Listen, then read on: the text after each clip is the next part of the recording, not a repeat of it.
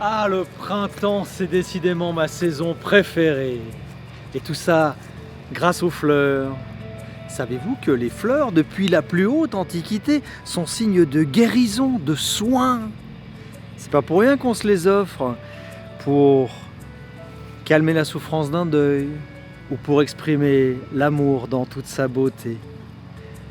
Les fleurs, c'est le renouveau. Les fleurs, c'est l'espérance qui naît comme ça. Est-ce que vous avez vu la beauté, la finesse, le dessin parfait de ces pétales, de ces pistils, la beauté des fleurs? Ça m'émeut toujours. Ça me rappelle ce texte magnifique dans Luc où il nous est rappelé que cette perfection de la fleur doit ou peut nous inspirer à faire confiance en Dieu, puisque s'il prend soin d'un être aussi fragile que cela, certainement qu'il prend soin de chacune et de chacun. Laissez-moi vous lire ce texte magnifique de l'Évangile qui nous rappelle à quel point nous pouvons ancrer notre espérance et notre confiance en Dieu. Ne vous inquiétez pas au sujet de la nourriture dont vous avez besoin pour vivre ou au sujet des vêtements dont vous avez besoin pour votre corps. Regardez les oiseaux du ciel, ils ne sèment ni ne moissonnent. Observez les fleurs des champs, elles ne travaillent pas, elles ne tissent pas de vêtements. Pourtant, je vous l'affirme, même Salomon, avec toute sa richesse, n'a pas eu de vêtements aussi beaux qu'une seule de ces fleurs des champs. Ne vous inquiétez donc pas en disant « Qu'allons-nous manger » ou « Qu'allons-nous mettre pour nous habiller ?» Votre Père qui est au ciel sait ce dont vous avez besoin. Cherchez d'abord le royaume de Dieu, cherchez à faire sa volonté et Dieu vous accordera aussi tout le reste. Ne vous inquiétez donc pas du lendemain. Mes amis, Dieu pourvoit à toutes choses belles, c'est ce que nous dit ce texte, que ce soit les fleurs, l'herbe des champs, les oiseaux, ou même nous-mêmes, nous, les êtres humains.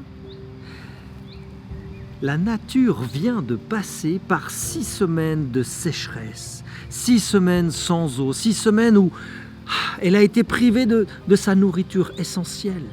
Et pourtant, elle ne s'est pas plainte. Elle a attendu, en confiance, que Dieu pourvoie à ses besoins. Et nous, l'humanité, eh bien nous sortons de 6 semaines de confinement. Durant toutes ces semaines, nous n'avons manqué de rien. Nous avons toujours eu à manger, toujours eu à boire. La seule chose peut-être qui nous a manqué, et c'est ce qu'on découvre avec ce confinement qui se relâche, ce qui nous a manqué, c'est nos coiffeurs, c'est nos esthéticiennes pour que nous soyons à nouveau beaux. Ne sommes-nous pas capables de nous aimer tels que nous sommes?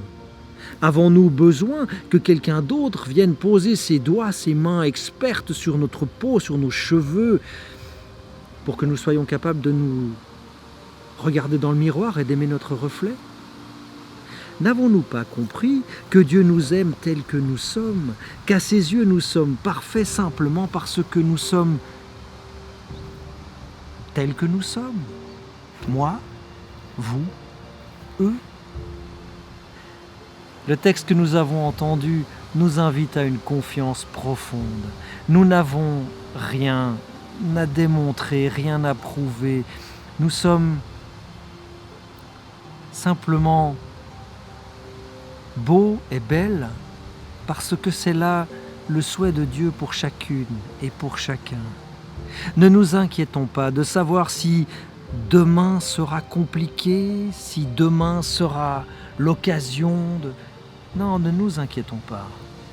Dieu, pour nous, comme pour la moindre de ses fleurs, Dieu donne tout ce qu'il a, tout ce qu'il est, tout son amour.